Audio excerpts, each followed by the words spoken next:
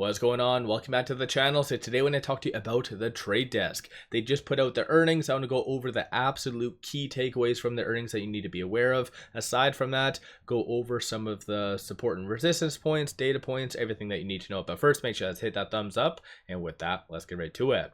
So today it did close at $81.92, down 32.98%, low of $80.66.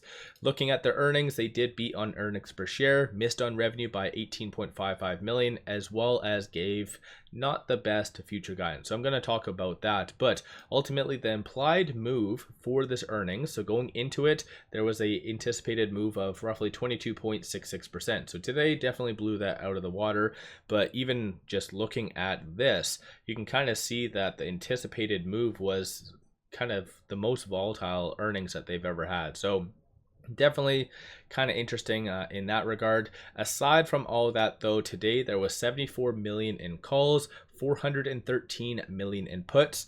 43% of all the options being done today though were somewhat neutral in nature, and you can kind of see a lot of big money. So this right here, just between 215 and 220 today, there was 182 million in total premiums. Absolute craziness. Of the call options that were purchased today, there's a consensus for it to be roughly around that. It looks $90 to $100, and then the bears are anticipating for it to be sub $80, so more of a continued pullback. So you kind of have polar opposites for that, with it closing at 81.92. It is trading between these 2 points, looking under the woody. So ultimately this S2 and this S3, so $98 is going to be that key point that you really want to watch for it to fight and get above early on. Flip side, 78.41 is going to be that next strong support. These are all the recent analyst ratings, so there was a hell of a lot of ratings that came out today.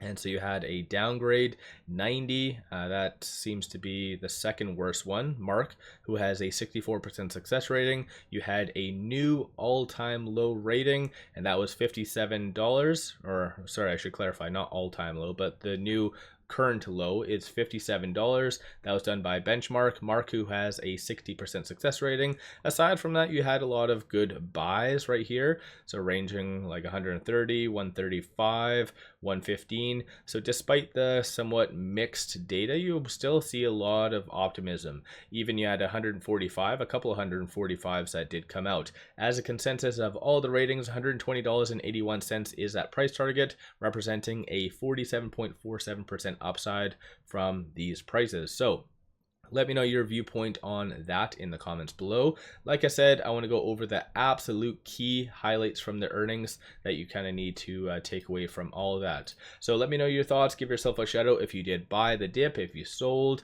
I myself did buy. I just thought it was a crazy overreaction. Of course, their earnings weren't good, but I didn't think it was justifying for it to be down these levels. So if you're like myself, give yourself a shout out in the comments below.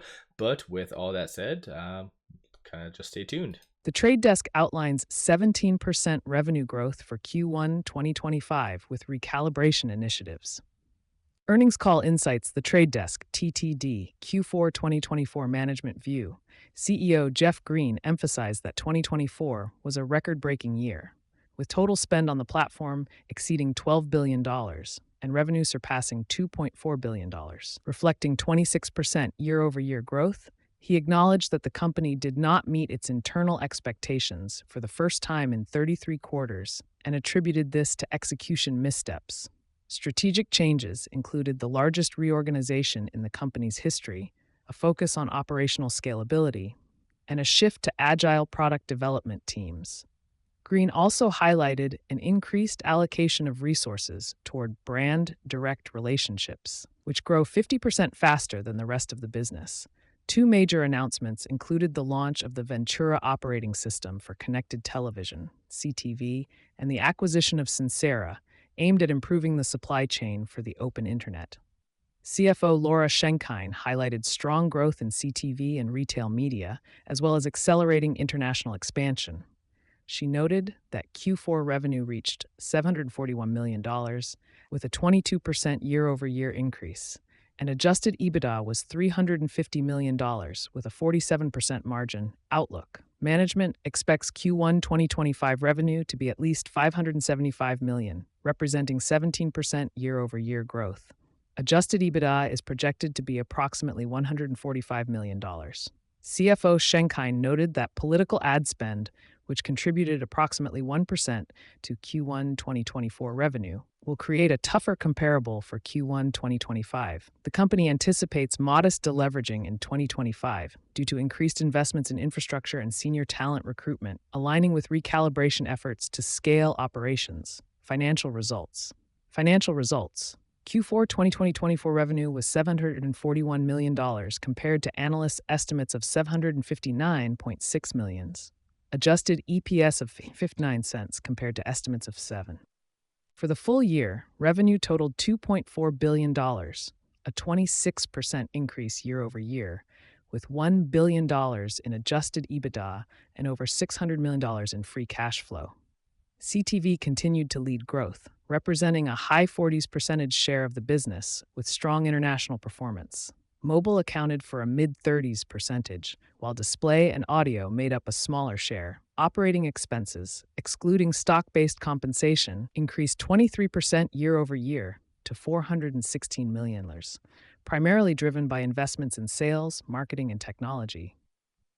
𝗖𝗪𝗡𝗘𝗖𝗧, asked about the Q4 shortfall, CEO Green attributed the miss to small execution errors during a period of significant strategic transitions. He emphasized long-term priorities, including structural reorganization, agile product development, and enhanced client engagement. Vasily Karasyov, Cannonball Research, asked about industry-specific challenges in Q4. Green noted that while macro conditions like election-related advertising and GDP pressures influenced some factors, the primary issue was internal execution missteps. Youssef Squali, Truist Securities, inquired about the potential impact of Google exiting the open internet. Green suggested this could leave a large market gap and emphasized the trade desk's readiness to capitalize on such opportunities. Mark Mahaney, Evercore, asked about senior leadership hiring plans. Green highlighted the need for a COO and additional senior leadership to enhance operational efficiency and scalability. Sentiment analysis. Analysts raised concerns about the Q4 revenue miss. With a pressing tone during Q&A, Green maintained an optimistic yet defensive tone, frequently emphasizing long-term opportunities and the strategic recalibration underway. Management tone during prepared remarks was confident, but shifted to slightly defensive during analyst questioning, especially regarding execution missteps and 𝗖𝗧 rollout delays compared to expectations. Compared to the previous quarter, management sentiment was less buoyant, but remained focused on recalibration efforts to drive future growth. Quarter-over-quarter comparison. Revenue growth decelerated to 22% year-over-year in Q4, compared to 27% in Q3.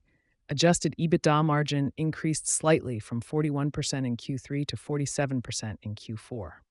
The Q3 call emphasized strong momentum in CTV and retail media, while the Q4 call highlighted recalibration efforts and internal restructuring as key themes. Analysts' focus shifted from celebrating growth rates in Q3 to addressing the Q4 shortfall and seeking clarity on the path to sustained growth. Management's tone was more defensive in Q4, in contrast to the confident and optimistic tone in Q3. Risks and concerns. Execution risks were highlighted, with management admitting to internal missteps in Q4. Analysts expressed concerns about competitive pressures from Amazon and Google, as well as the slower-than-expected 𝗖𝗧 rollout. Macroeconomic factors, including political ad spend fluctuations and a potentially polarized advertising environment, were noted as potential headwinds. Final takeaway. The trade desk achieved record-breaking annual performance in 2024, but faced internal execution challenges in Q4, prompting a recalibration of operations.